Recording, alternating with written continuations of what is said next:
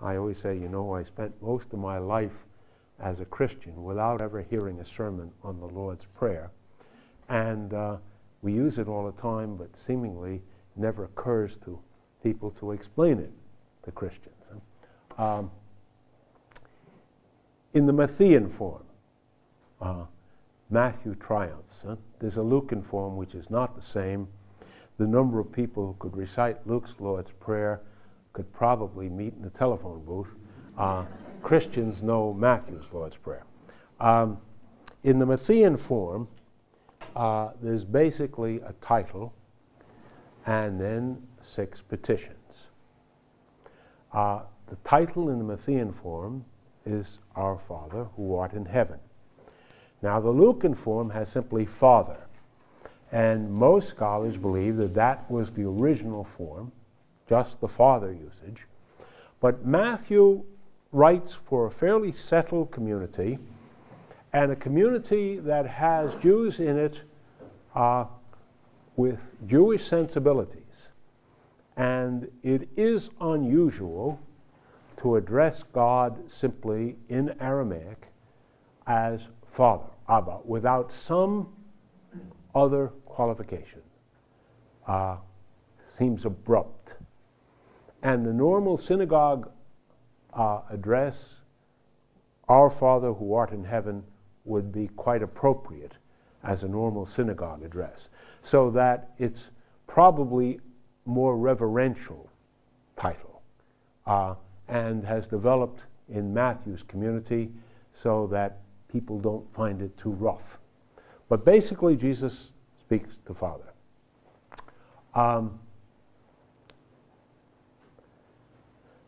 Our normal translation, hallowed be thy name.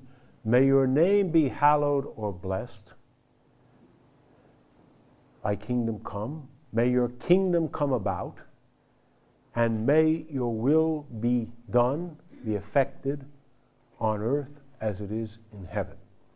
Now, all 3 are in a Greek form that means a kind of single action. And the passive is a normal Jewish way of getting around constantly mentioning God. So that the real idea, Father, it's may you make your name hallowed. May you bring your kingdom about. May you make your will done on earth as it is in heaven. It's a question, it's a prayer based on what you're asking God to do. The passive is a way of saying, may God do this. And there are 3 different, shouldn't have gotten in this, it's getting late. No, that's all right. The 3 things all ask God's action. And it's exactly in the prophets. God in the last times, we praise God's name now, Israel. God in the last times will make his name known to the whole world. He'll make his name sanctified by everybody. Bring his kingdom about. He'll bring his will about. They're all 3 ways of saying God's definitive action. You get 3 responses, 3 other petitions that deal with our share when God does this. Let me leave for a moment. Give us today our daily bread. Forgive us our trespasses as we forgive those against whom we trespassed, or debts. The Lucan form has debts.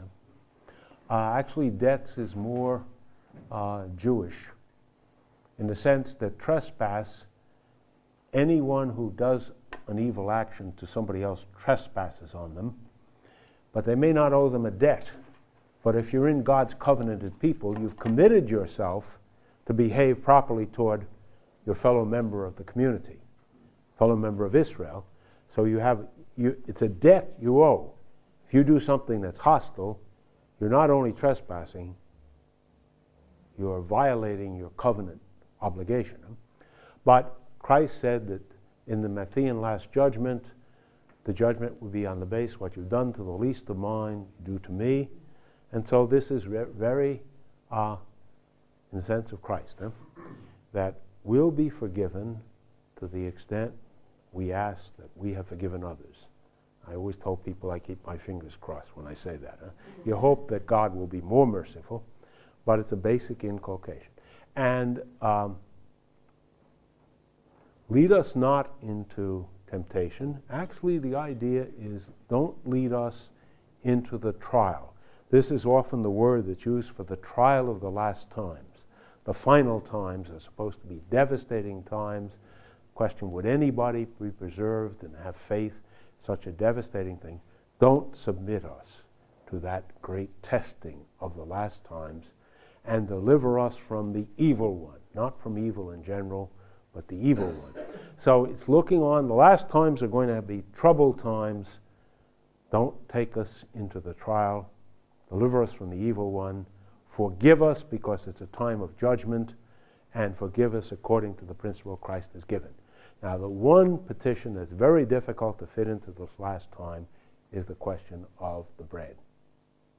The problem is, give us today our daily bread. The word that is translated as daily occurs once in the whole history of the Greek language. All of those plays and histories and everything else, only once does this word occur, epiousios, E-P-I-O-U-S-I-O-S. And the once is the Lord's Prayer, or in commentaries on the Lord's Prayer. It doesn't occur anywhere else in Greek, so we really don't know what it means. If you break it up, epi is on or upon. It's a Greek preposition. Ousios is related to ousia, nature, substance. Those of you who have ever been exposed to systematic theology know the debate over Christ and how, in terms of ousia, is there more than one, and so forth. So one nature. So epiousios, literally upon substance, upon nature. What does it mean?